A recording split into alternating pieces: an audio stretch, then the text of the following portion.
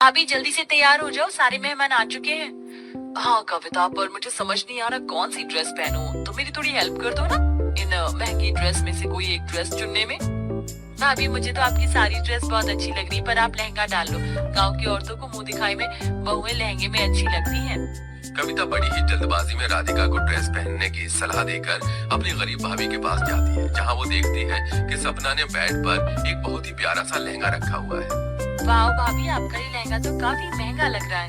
अरे नहीं कविता, ये कोई महंगा लहंगा नहीं है, ये तो मैंने अपने हाथों से बनाया था अपनी मुंह दिखाई पर पहनने के लिए। भाभी मानना पड़ेगा, आपके लहंगे के सामने तो छोटी भाभी का लहंगा भी फेल है। खैर, मैं यहाँ आपको ये बोलने के लिए आई थी कि जल्दी से तैयार हो जाओ, सब आ गए हैं। कविता अपनी दोनों भाभी को तैयार होने के लिए बोल देती है और नीचे चली जाती है। कुछ देर बाद उषा की दोनों बहुएं मुंह दिखाई के लिए तैयार होकर घूंघट में नीचे आती है और घर आए मेहमान दोनों बहुओं का लहंगा देख उषा से उनकी ड्रेस की तारीफ करने लगते हैं। अरे उषा, तू कह रही थी कि तेरी बड़ी बहू गरीब घर से है, पर तेरी गरीब बहू ने तो इतना महंगा लहंगा पहना है, इसके लहंगे के सामने तो तेरी अमीर बहू का लहंगा फीका पड़ गया। आखिर इस गरीब के पास इतना महंगा लहंगा आया कहाँ से? इसका लहंगा तो सच में मेरे लहंगे से काफी अच्छा है। अरे बहन, मेरी बड़ी बहू को सिलाई का काम आता है, उसने अपना ये लहंगा खुद बनाया है।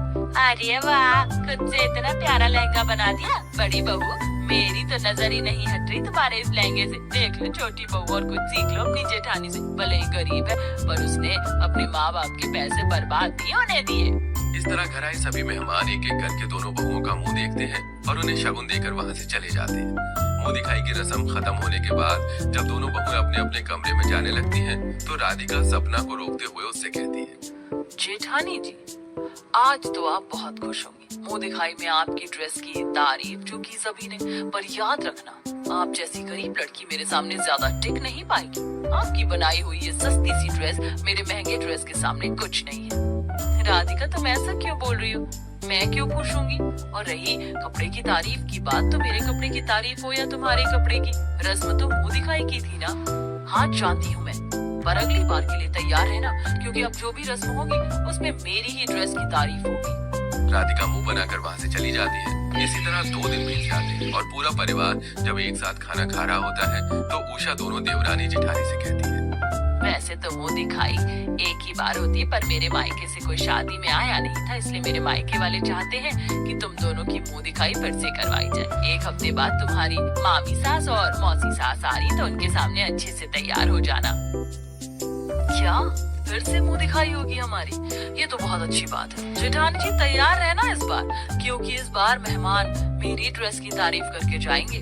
हाँ राधिका, क्यों नहीं। और मेरे पास तो मुंह दिखाई के लिए कपड़े भी नहीं है, पर अच्छी बात ये है कि मेरे पास टाइम है। मैं अपने लिए इन दिनों में कोई ढंग की ड्रेस बना लूंगी। पर भाभी, इतने कम दिनों में आप कैसे अपनी ड्रेस बना पाओगी? अरे कविता, तू इतनी चिंता क्यों कर रही है? बहू, तुम दोनों इस बार साड़ी पहन लेना। बहू, साड़ी को तैयार करने में तो 1 हफ्ता काफी रहेगा ना तेरे लिए। और छोटी बहू, तेरे पास तो महंगी ड्रेस है ही, पर तुझे भी उस दिन मेहमानों के सामने साड़ी ही पहननी होगी, तो तू अपने लिए कोई अच्छी सी साड़ी देख लेना।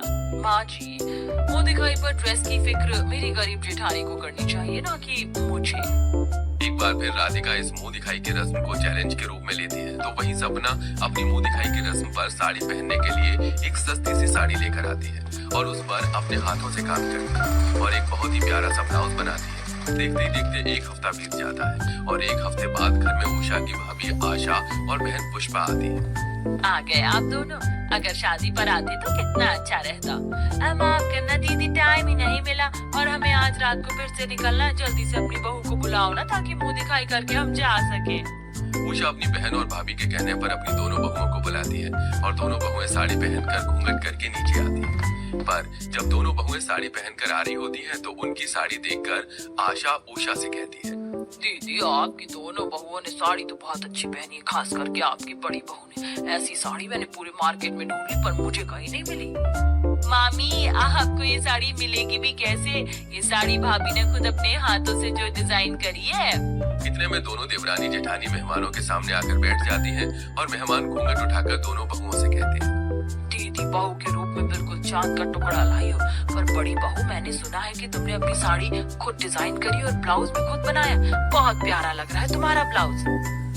मौसी जी, आपको जेठानी जी की साड़ी इतनी पसंद आई है क्या? मेरी साड़ी अच्छी नहीं?